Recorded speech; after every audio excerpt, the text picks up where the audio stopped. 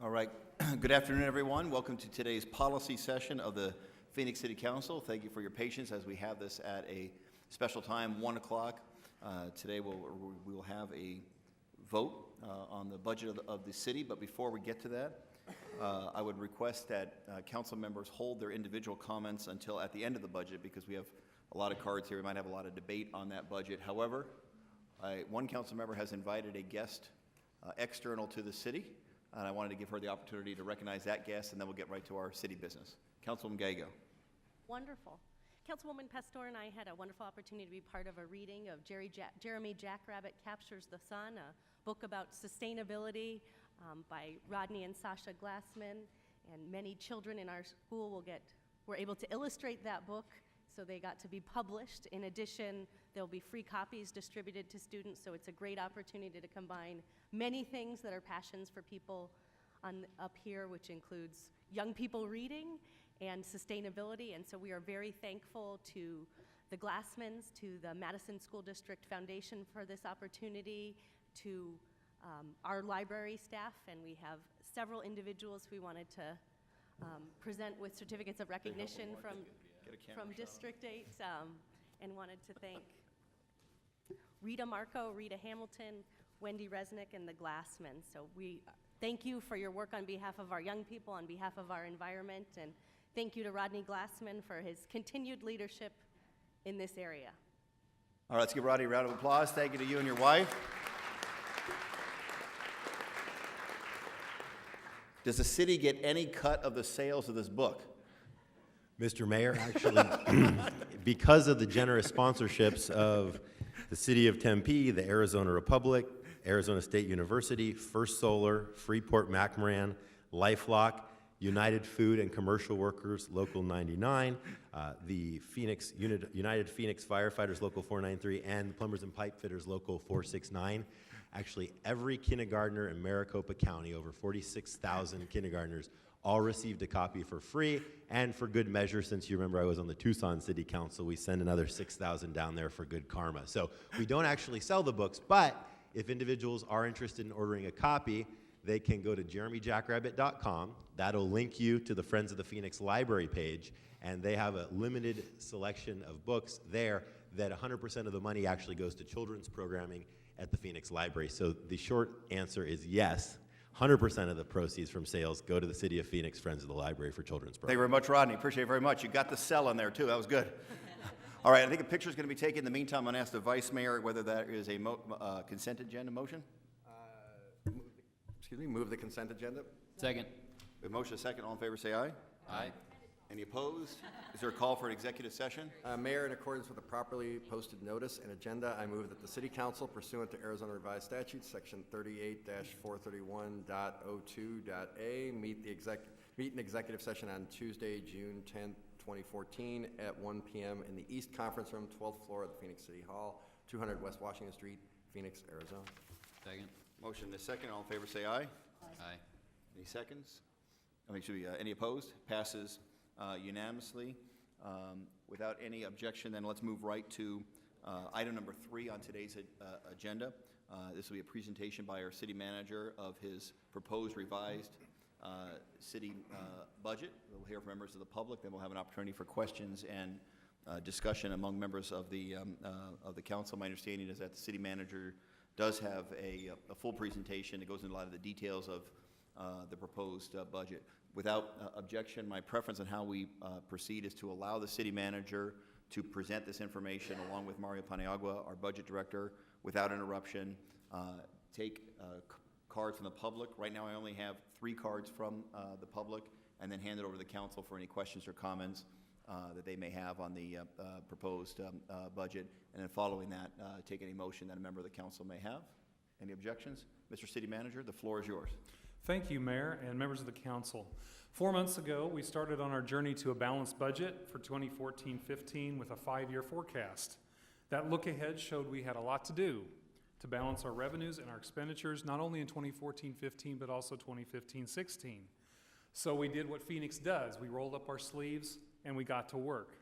Over the past 4 months, we've worked together to develop shared solutions to our challenges, difficult solutions that require each of us to give a little to save a lot. Employees stepped up, the community stepped up, and we all joined in together. So now we have a budget based on balanced shared solutions, a little revenue, employee cost reductions, and continued efficiencies. A budget that maintains services and allows us to begin hiring police officers again. But the story is more than just numbers on a page. The story is about the people of Phoenix who we all heard from, and we all remember them. The quilters and cloggers at Desert West and Paradise Valley, the youth sports teams at Pecos and Maryvale, the members of Marcos Deniza, Senior Opportunities West, Helen Drake, and every other senior center, moms, dads, and kids who depend on swim and dive teams, residents with disabilities who spoke about our accessible pools and closed captioning, our spokespeople bicyclists who desire good streets, our great employees, advocates for the homeless, artists who are creating a more dynamic city, and residents of all corners of our city who said their services are too important to lose. The budget here tells this story and thousands more. As we come to the final weeks of the journey, I want to thank each of you personally for your leadership in bringing the solutions together. Efficiencies, revenue, employee compensation, concessions, but most of all, saving the services the community spoke up for. And the story isn't finished. Now it turns to city management and employees who will work hard over the next months to improve the process. I give you my commitment that we won't stop seeking better ways to provide outstanding services at an affordable cost with engaged employees. And now we'll turn to the details of the budget and some questions that you asked that we want to discuss. As I said, shared solutions save city services in this budget with a little more revenue and some employee concessions, and we continue to invest in our employee benefits. This budget preserves our capacity and invests in our infrastructure, and it depends on efficiency efforts continuing and doubling down. Zero service cuts, and we're able to resume police officer and firefighter hiring. Just to refresh this path, we are here at May 20th for a council budget decision. And then there are 3 more legally required adoption actions that will happen in June and July that are laid out in state law and by city charter. First, I want to talk through some council information requests. You all asked many good questions, challenged us to provide some information, and so I want to go through a few of those here that we can build on. The first question had to do with public information and what we spend on public information in the city. Our central public information office, which includes Channel 11 and serves central functions like the council, the neighborhood services department, budget and research, city clerk, and many more. And then we have, in our larger service departments, individual staff. One of the most important things we do at the city is provide services, and I'd say equal to that in importance is communicating about those services. And that's what happens through our public information function. It develops and maintains Phoenix.gov with over 1.5 million visits a month. It broadcasts these council meetings for transparency. We communicate information on services to the community, update the public on changes to our services, and we abide by state law in responding to public records requests. Further, the Public Information Office assists with economic development, but it also does something that this council set in place a few years ago, which was a marketing partnership program. And last year, PIO generated over $500,000 in general fund revenue through the marketing partnership. Next question had to do with government relations and what do we spend on government relations. It's about $1.4 million for us to relate to city, county, regional, state, national, and tribal peers. And in the return on investment is shown here. In 2012-13, we had federal grant awards of over $117 million for police, for firefighters, for community development block grants, transit, housing, and many others. The government relations also works in Washington to promote Phoenix's fair share. As a Western news city, we often don't get our fair share of federal funds because of the way formulas were designed decades ago, and so we're back in Washington working with staff to try and get those formulas to recognize Phoenix's position in the country. And at the state level, there's tracking of bills and communicating with state legislators and state officials on things that impact Phoenix residents. City memberships was another question. In total, in the general fund, we spend a little over $500,000 to belong to several large important organizations, Maricopa Association of Governments, League of Arizona Cities and Towns, which, by the way, Phoenix was a founding member of, National League of Cities, the Conference of Mayors, and all these are part of providing a presence for us in critical policy areas as the largest city in the state, the capital city, and the sixth largest city in the country. In terms of MAG return on investment, in a 4-year period, our participation in MAG allowed us to receive over $117 million in grants through MAG. That's separate from the previous $117 million. This is just MAG grants. It's also an important component of air quality conformity, which allows development to continue in the valley and other transportation efforts. National League of Cities is a national group that we participate with, and of course the League of Cities and Towns helps us on state interests. So for example, the TPT legislation, the League of Cities and Towns has convened cities, including Phoenix, to work closely with the State Department of Revenue to implement the bill reforming the transaction privilege tax. A very important role the League has played with us. Travel. This is a pretty dramatic picture. About 8 years ago, we spent almost $900,000 on travel. This year, we've budgeted $270,000 on travel. We have significantly and intentionally drawn down our travel and conference budget to reflect our new reality. Police and fire are the largest traveling groups, with police the single largest, primarily for things like crime investigation, extraditions, and needed training for our officers. One-time sale of city property has been raised as an important issue, and I want to thank Councilman Gates and the Finance Efficiency Subcommittee for really leading this effort. As you see, the council has approved us some significant parcels that the city owns are on the market. We have contracted with Jones Lang LaSalle, and we have one of the brokers is here with us today, who is actively marketing these parcels. The first one the council approved 2 weeks ago, 2222 West Greenway, which is scheduled to close on June 11th for an all-cash offer. Those revenues will go to the city's general fund. And we have several under review, several more under review, and as a result, with the advice of Jones Lang LaSalle, we think that about $3 million in the 2014-15 budget is reasonable to expect from sales of property for this year. And what we would recommend is, as a one-time revenue, we would use it for a one-time expense. We are currently implementing a redo of police's record management system, the PACE system that's in the squad cars, and we also need to redo the fire 911 system called the CAD system. Those are very expensive. They're one-time technology investments, and this land sales we think is very appropriate to put to offset that cost. We have to be careful when we sell land.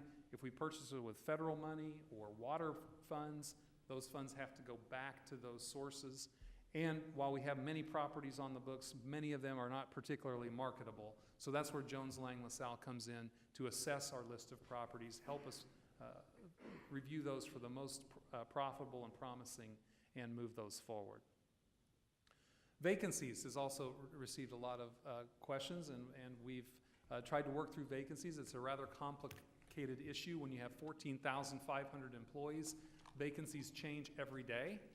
But the main thing I would say about vacancies is that we have to remember they are tied to services, that the filled position should be providing services, and if it's vacant, we're not able to provide those services. So with vacancies now, we have about 515 at the time we took this snapshot, which is probably a little bit out of date now, a week after we've done that. But generally speaking, they're accounted for because we offset the salary savings or work order charges. We use them to offset the hiring of contractors or temporary agency staff rather than filling the position. We'd use the money for that. We have 20 of them the council's already reduced through efficiency reductions this year. There are some that represent service reductions that were preserved in the proposed budget, so we would want to hire those to get those services back. Or there's some that are vacant because there's a temporary promotion or they're currently in the hiring process. But once you shake all that out, as of this snapshot, we had 92 positions that were not accounted for in that way. Those 92 positions are attached to your document, and they do represent a service impact. So 911 operators, police support, crime scene investigators, park rangers and parks maintenance, planning and development, victim advocacy are all represented as vacancies there, which we really need to fill so that we can provide the promised services to the public that the budget contains. Just an example of where we've come over the last 5 years in terms of positions. Many of these reductions were in vacancies already, but as you can see in our large service departments, compared to 7 budgets ago, Parks is down significantly. And I won't read those through, but you see where we've come in our almost 3,000 position reduction over the last 5 years. So the council's taken significant steps in right-sizing our budget. Internal services departments, we don't often talk about that, but this really provides us the capacity to support the external service providers, to make sure that we have the accountants and auditors and budgeters, secretarial support, and all the people that make things work behind the scenes. And you can see the same story there. Finance department is down almost 100 positions over these past 7 budgets and all the way through. So in total, city positions have been reduced by almost 3,000 in this time period, from over 17,500 to just over 14,500. So with that, I will turn to Budget and Research Director Mario Paniagua to walk us through the details of the proposed budget, and then I'll conclude with some next steps that have come out of these discussions. Thank you, Mayor, members of the council. When we first came to the City Council to talk about the 14-15 budget early January, we projected a $26 to $52 million deficit in the general fund.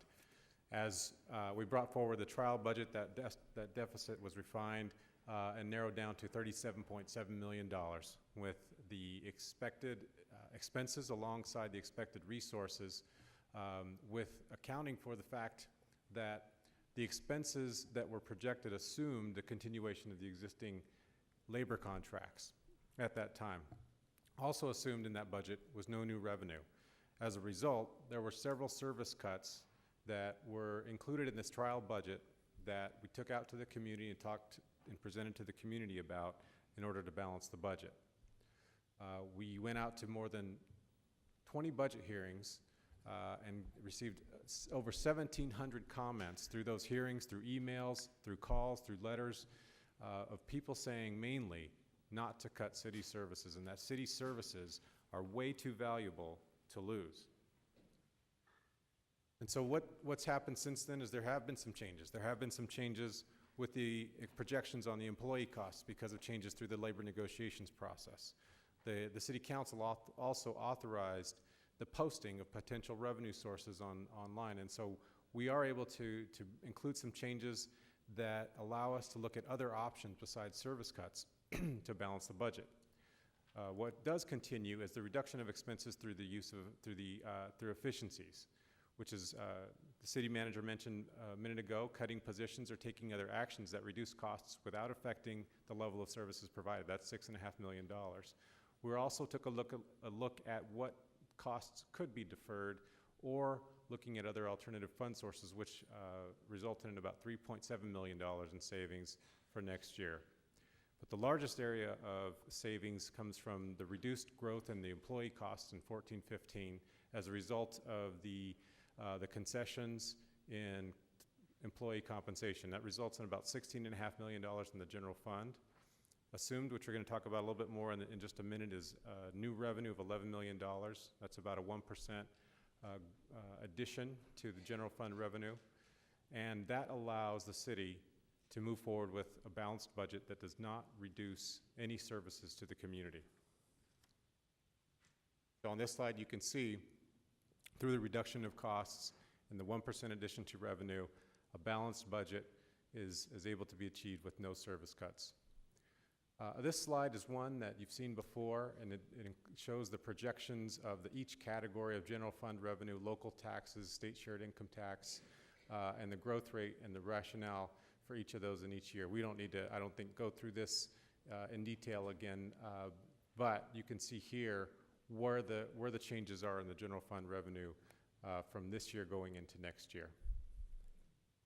As far as the new revenue that is proposed, it's $11 million that will come from one of the items, or a combination of the items that were posted on the city's website, they're listed here.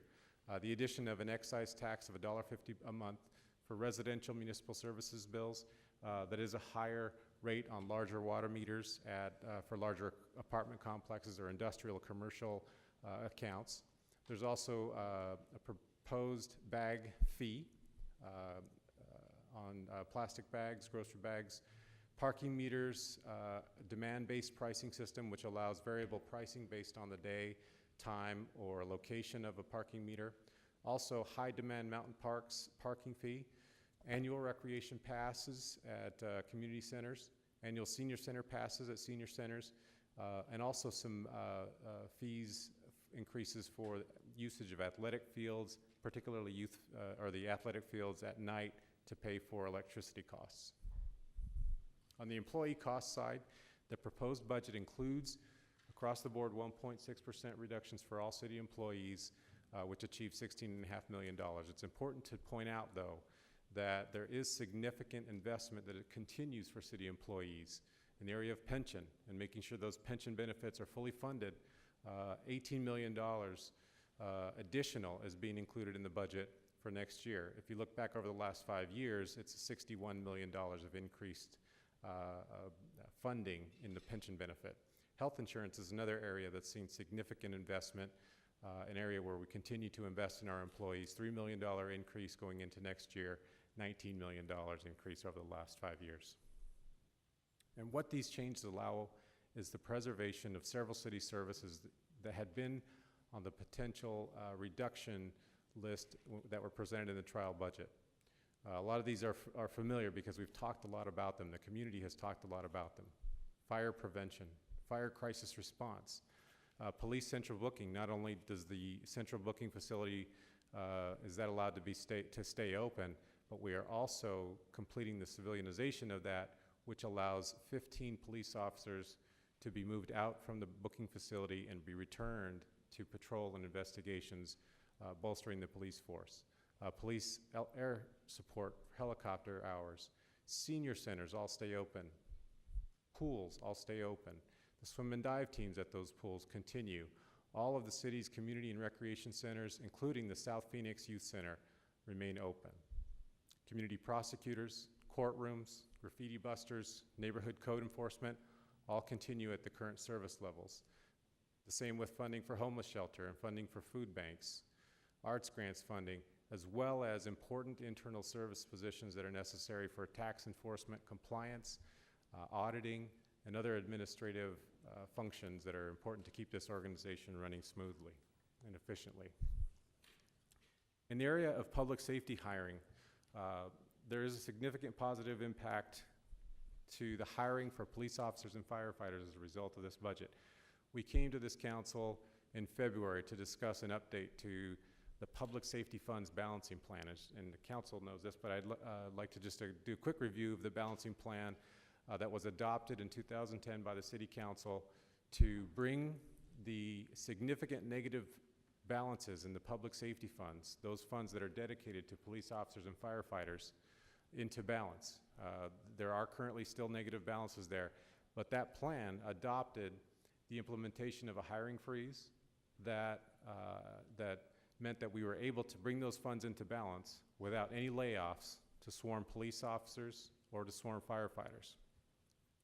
The hiring freeze continues until we get into balance, and in February we reported that we would be able to resume hiring of police officers in late calendar year 2015.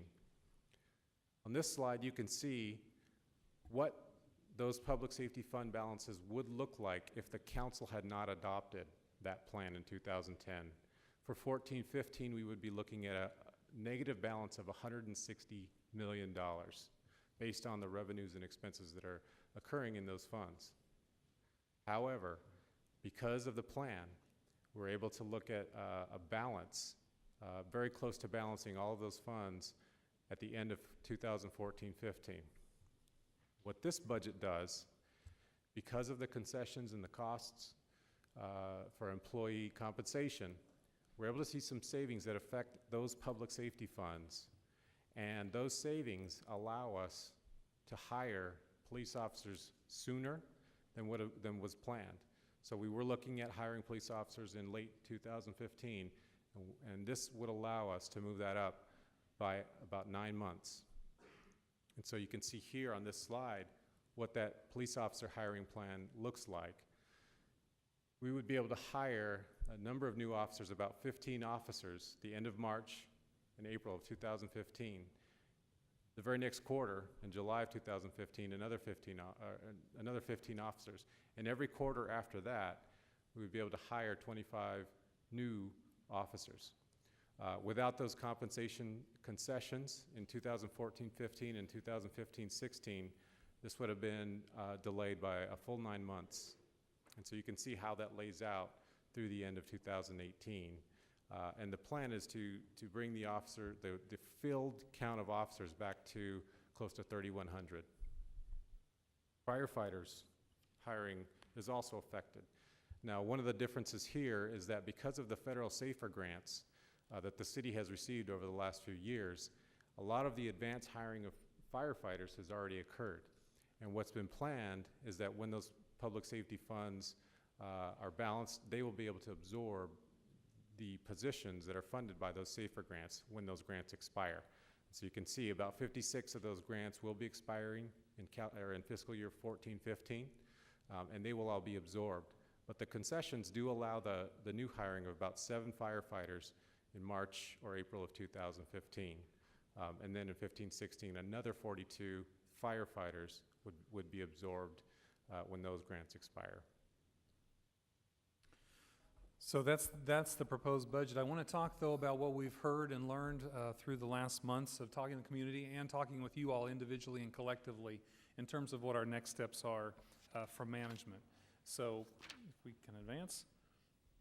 The first thing that I am going to put in place is I've asked Assistant City Manager Milton Dahoney, to my left here, to lead a comprehensive organizational review or a core assessment of all of our departments here in the city.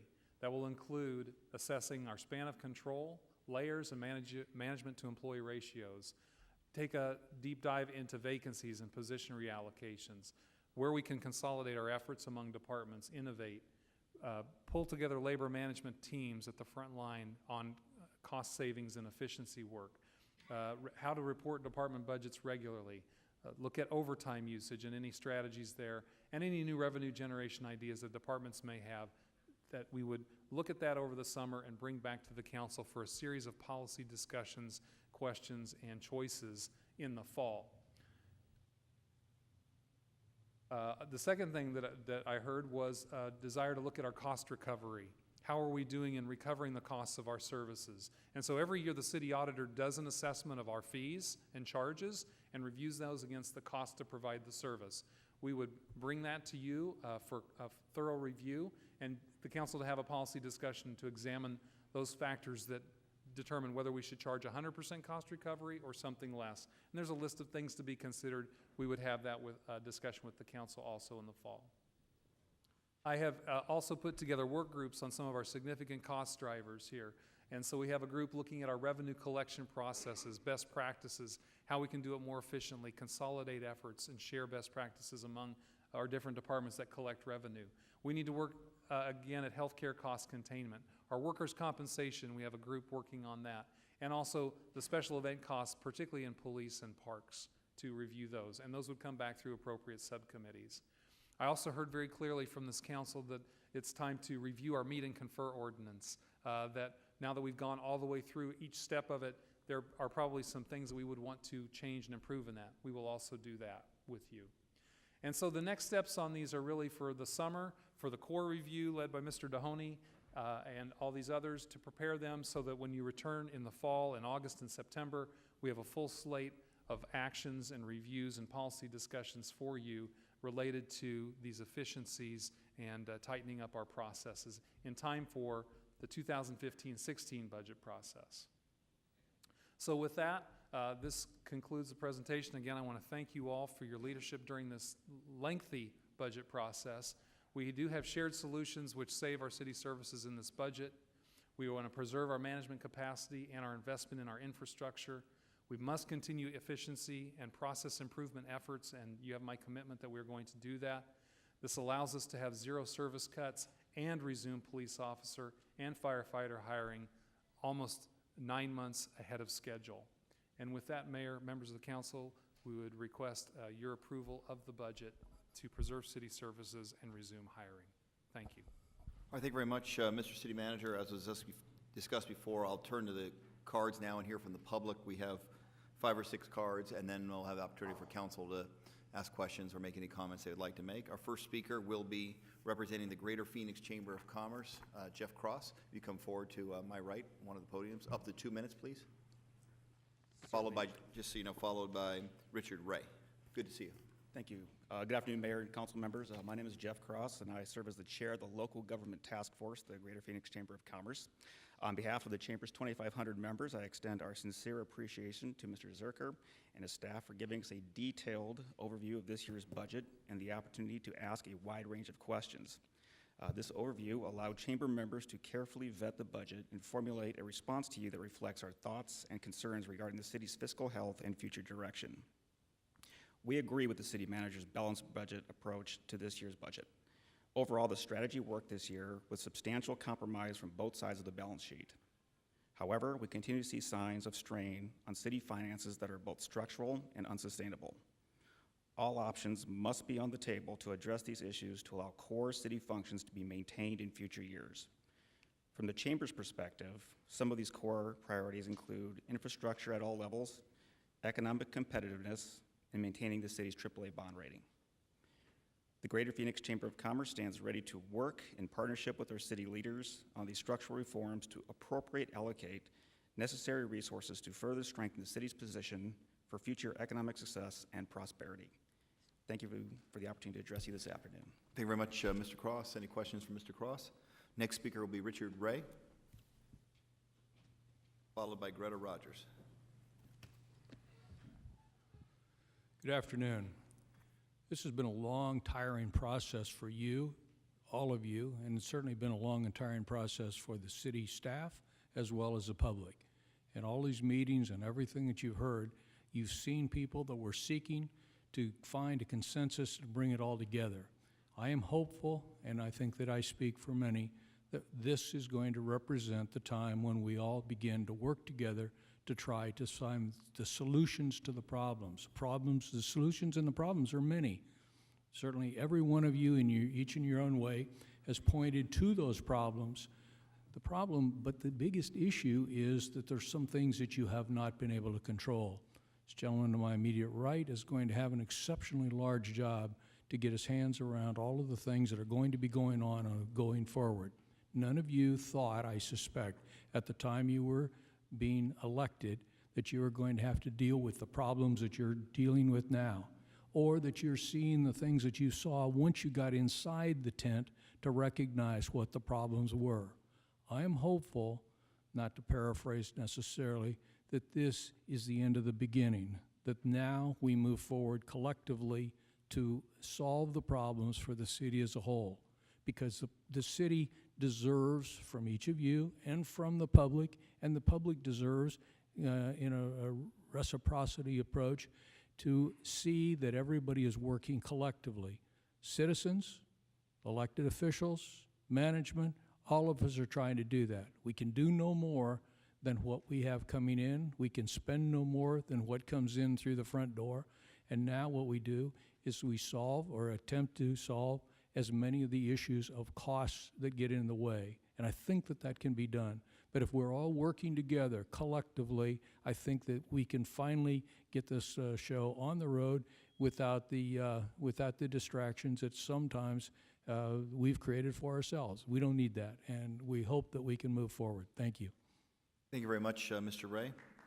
Next speaker will be Greta Rogers, followed by Donna Reiner. Mayor and council and members attending, my name is Greta Rogers. Remaining from the original reduction of employee salaries and benefits, effective 11/12, was 1.6%. The original amount total was 3.2.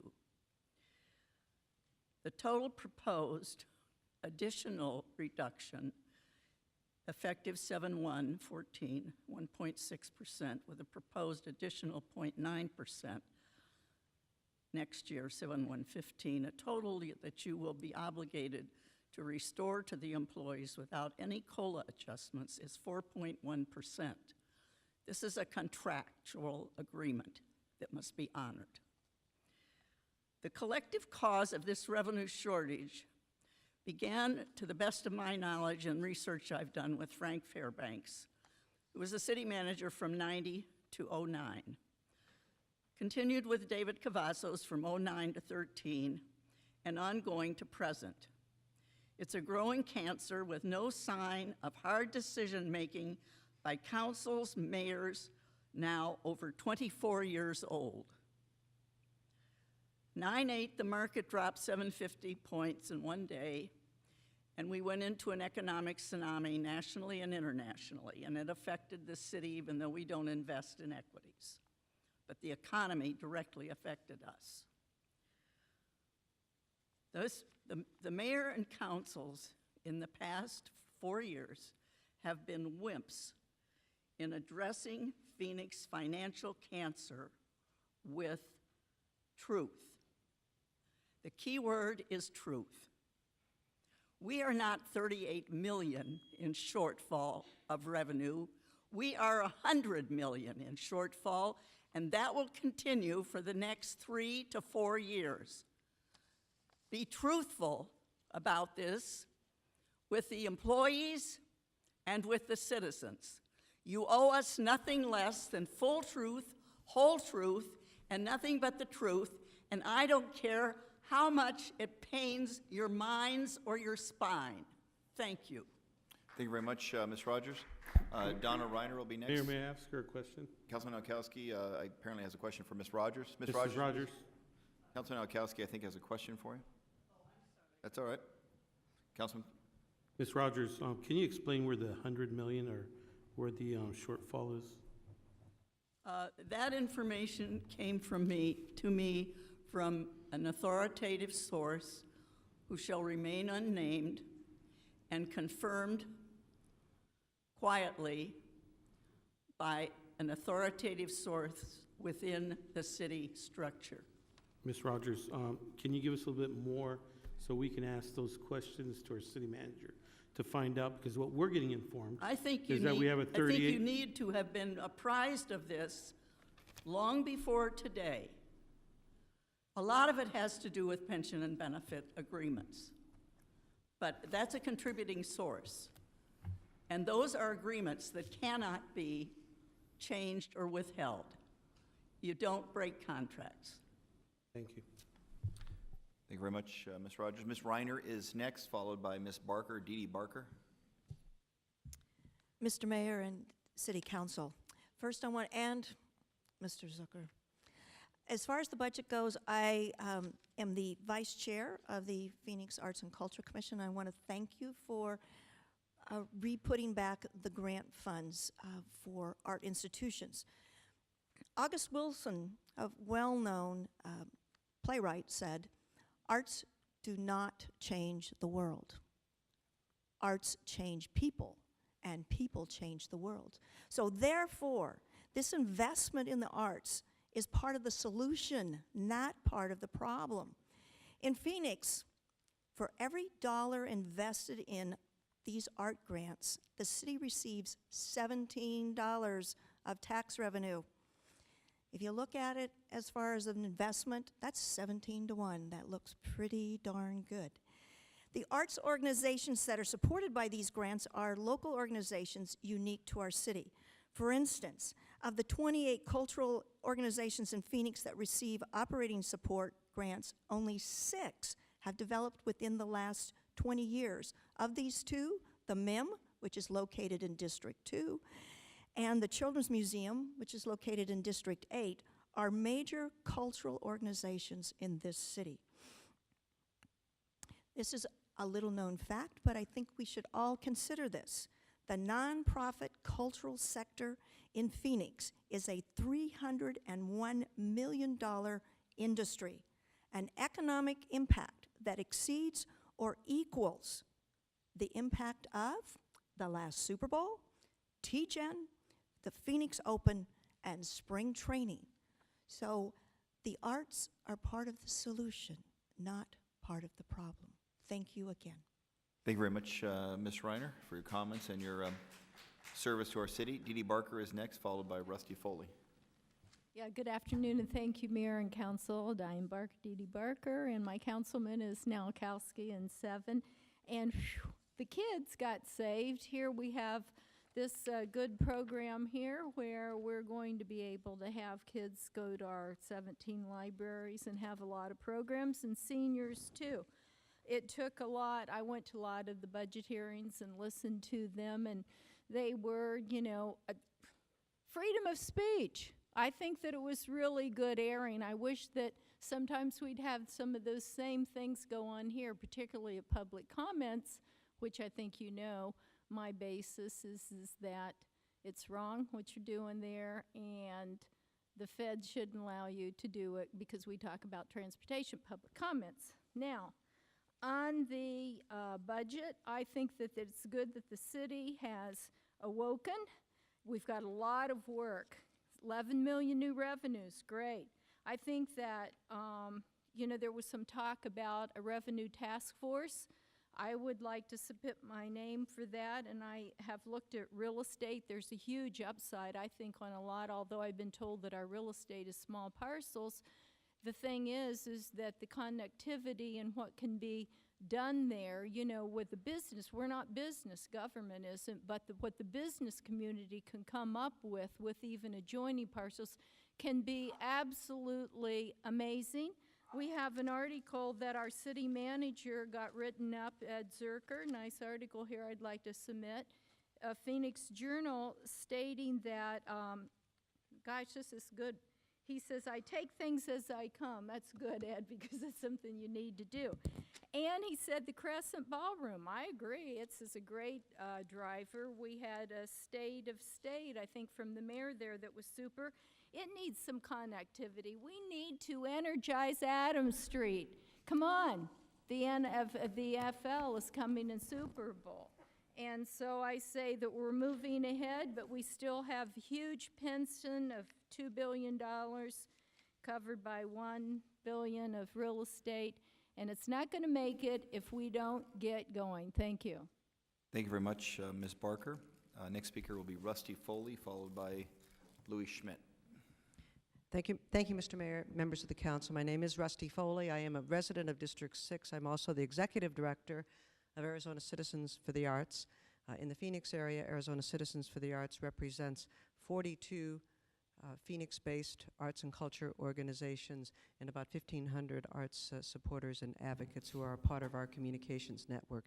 I will not try to repeat or restate what my good friend Donna Reiner has said so eloquently, but I do want to, on behalf of Citizens for the Arts and for myself, thank all of you for the difficult and deliberative effort that you and of course the city manager and his staff have been engaged in over these last weeks. It has not been easy, but we do appreciate the restoration of the cuts to the Phoenix Office of Arts and Culture budget.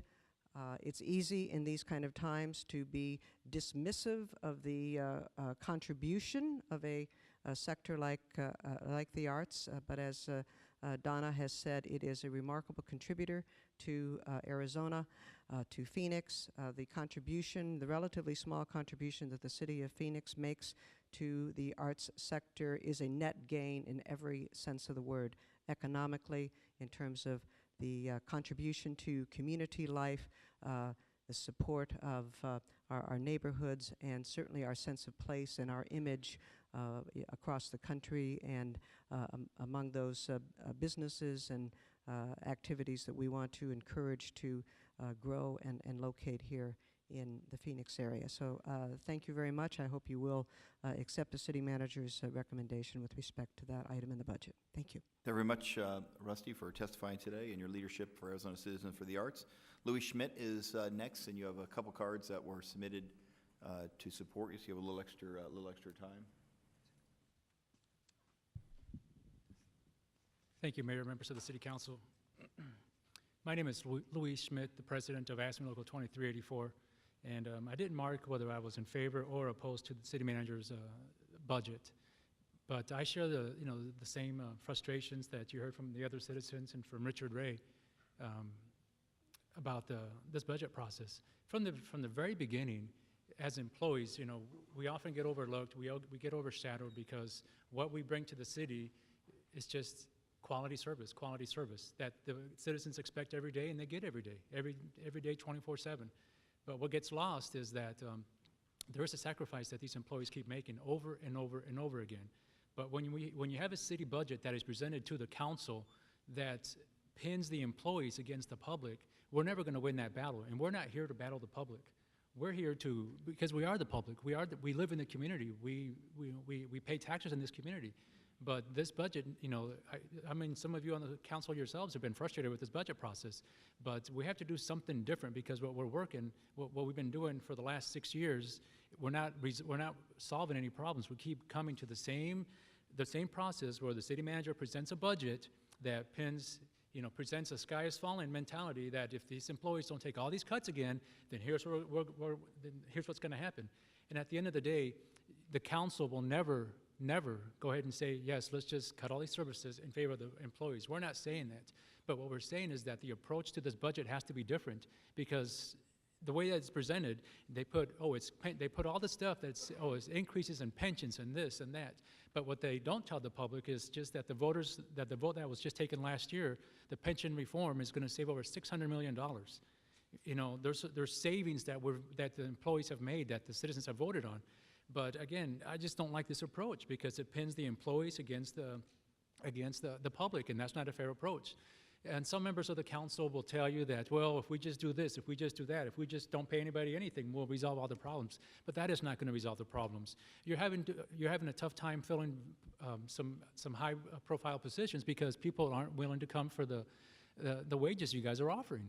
You guys have had a sustainability officer for about 3 or 4 years, I believe, and you guys can't even hire anybody on that because the pay is not there. So, I mean, what do we want the city to be? I mean, do we want a city that is just bare minimum, that just, that provides the bare minimum service? That's not what we want. But this city is losing quality employees left and right. I mean, look at the vacancies that we're having throughout all these departments. Look at the amount of director positions, acting positions that you just keep having. At the end of the day, your decisions, the city manager's decisions to have acting positions all over, that's not, the direction that this council gives the city manager is tying his hands on what kind of level we want to bring employees want to bring here. But this budget will now, once this budget gets approved, it will now be 6 years of concessions on behalf of the employees. And it was, it was 4 years ago that we sat here and the council said, thank you for working with us, thank you, we value you, we value you. But again, what does that mean? At the end of the day, what does it mean if we keep having to make sacrifices? Nowhere in this budget did I see any type of cuts in any of the council budgets or anything like that, So, I mean, it's not a popular decision for a city manager who's still within his first few months of getting the job, I understand. But again, don't put all the cuts on the employees. I know there's some additional revenue, but it's just frustrating for all the employees, sworn and non-sworn, to be vilified, because if you guys don't take all these cuts, then we're going to do this. And that's not a good position. We don't agree with that position. But I want to sit here and I want to thank each and every city employee that's going to take these cuts, because by these employees taking these cuts, it's going to save the art programs that were just spoken about. It's going to save the Pioneer Pool that serves our disabled community. It's going to, save some of the senior centers, some of the after-school programs, and all that is done because of the city employees. Now, after I get done talking, some of the council members will come up and start talking about how we didn't do enough. But again, what have you guys done what cuts have you guys done? While you sit here and tell that some employees don't deserve wages, don't deserve cost of living or any type of merit increases, I believe, and I haven't, I'll wait for Vice Mayor Waring to confirm it or not, but he himself voted for raises for his staff. So again, we're making sacrifices, but what is the city council going to do? It has to be a shared sacrifices, because that's what the city manager's been pushing, shared sacrifice. But it must be something that we all do. At the end of the day, the employees love the community that we live in. We pay taxes. You know, we need everybody. Everybody plays a vital role. And again, but the budget process needs to change. I agree with Diane Barker and some of her ideas, but it's just, it's demoralizing for the employees to, you know, be having to take concessions over and over again. And unless we change this process, we'll be here in 2 more years talking about employee concessions again and how the employees, if they don't take cuts, it'll shut down the community. So that's all I have, Mayor. Thank you. Thank you very much, Louis Schmidt, for your testimony. I just want to make sure it's clear. I think that we authorized the sustainability, chief sustainability officer, I forget when, but it was certainly in the last year, and I know they're actively pursuing hiring of an individual for that position. So I know it was meant in good faith, but I think it was just inaccurately described. Councilman, Vice Mayor Waring, did you have a follow-up? Speaking of inaccurate, yes. So there are 8 council offices. We're the second lowest in spending. I will tip my hat to Councilman Gates, who is a few $1,000s below ours. Yes, he's very cheap. Usually I'm the cheapest guy in the household. But so we would save a lot of money if every council office was spending as little as we're spending in my office. For the same number of constituents, the same services, I think the city manager is looking at that. So if you're looking at the overall spending, we're spending dramatically less. I think it's about $70,000 or $69,000 than the top spender. And we provided that information to the Arizona Republic. So they have it. If you'd like a copy, I see Dustin out there. I'm sure he carries it around in his wallet, just waiting to hand it to you, Louis. But if you'd like it, I'm sure my guys who are sitting, well, they were sitting out there, can have it to you as well. So I appreciate you pointing out how efficient we are in our office and how little we're spending. And I appreciate that. Thank you. Mayor, may I? All right. Now, well, I think he was just responding to the statement regarding cost expenses in his office. I'm going to go on to the next speaker unless you have a specific. If it's not general, please don't do this. But if it's specific response to that, you have different information. Response. My response was just based on my comment was just based on that the council. Some members of the council have been very consistent about voting no for certain things, but when it came time for their employees, it was okay to do that. So, just the inconsistency. Thank you very much, Mr. President Schmidt. Reverend Maupin, you are next, and that's the last card I have. Anybody else wishes to testify on that item, please get the card in now. Reverend Jarrett Maupin, up to 2 minutes. Mayor, Council, let me first start by commending the city for what it has done, as others have said, in terms of funding for parks and for senior centers, our arts programs, things that help to make life a little easier and provide opportunity for our residents. But again, I did want to speak today to urge you to take a look at the way the budget process is run. It's not working, so we shouldn't wait until the next period of time we go into negotiating the budget or budget hearings to take a look at how you come up with the figures. What are the numbers that the city manager is using? How authentic or accurate are they?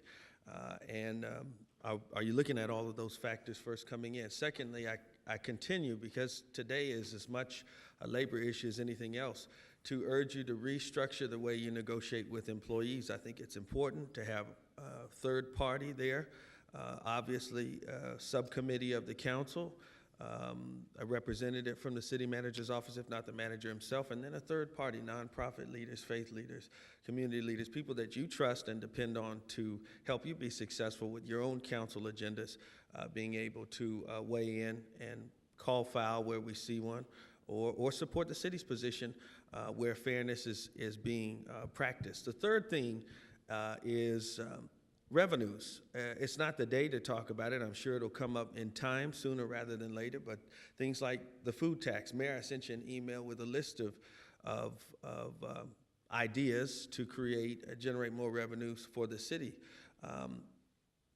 We have a shortage of money, yet the city is making money. The city earned money this year, yet we're cutting employees. In times of old, that was bad medical advice. They would say, bleed a person, bleed a person, bleed a person. You can only leach so much before you take the person out. And I think that by that I mean your employees. So we had to find a more holistic approach as opposed to leaching and bleeding, and figure out how to close that budget cap. And we can if we get creative. It's very hard work. It's political work. But I urge you to reach out to your constituents and your community leaders. We're here to back you up on that. Thank you very much, Reverend Maupin. Other cards not wishing to speak but wishing to have their support registered for the record. Nicole Underwood is in favor of the city manager's revised budget representing Roosevelt Row CDC. Joseph Benesh is in favor, available to speak if necessary. Joseph, I assume you're here, you're in support. We'll give the arts budget, director of this Phoenix Center for the Arts. Mike Alasko, available to speak. You're in favor or opposed? You wish to? In favor. And then Susan Schaefer Nemias, Dr. Nemias, good to see you. In favor, did you wish to speak? Okay, so that is all the cards that we have from members of the public that wish to speak. Again, pursuant to the order of events I described earlier, we had the city manager's presentation, the opportunity for the public to comment. Now is the time for members of this council to ask any questions or to provide comments that they would like relative to the city manager's proposal. I'll start to my left. Anyone on this side of the aisle wants to ask questions or make any comments? Councilman Nowakowski, please. Yeah, Mayor, some of the concerns I have was a check and balance, or how do we actually go over our budget? Is it on a monthly basis? Is it on a, because the word regular, scheduled meetings and budget meetings, or is it quarterly? Is it bi-monthly? I know that we've been throwing that word zero budgeting around a lot in the last 4 years, and I don't really see any zero budgeting happening. So how do we keep that accountable? How do we create a matrix to actually have that happen? How do we, as council members, understand what's really happening with our budget if somebody's actually overspending? If there's a problem with overtime, how can we kind of stop it at the end of the month instead of having it continue till the end of the year? How do we keep directors accountable for their budgets? How do we look at the actuals versus what's budgeted and the variance of those budgets for each of those departments? I would like to have that I oversee the Public Safety Subcommittee. I like to see something on a monthly basis that you talk about the court system, police, and fire. I like to make sure that I have a strong understanding of that budget. I like to have, maybe if it's Milton, you're the one that's going to be overseeing that, I would like to have some type of a matrix that helps me understand the spending, and if it's itemized, maybe not every single thing, but the major components of that budget, to make sure that those individuals, if it's the chief or if it's a director, that they're following and they're not spending more than that they have budgeted.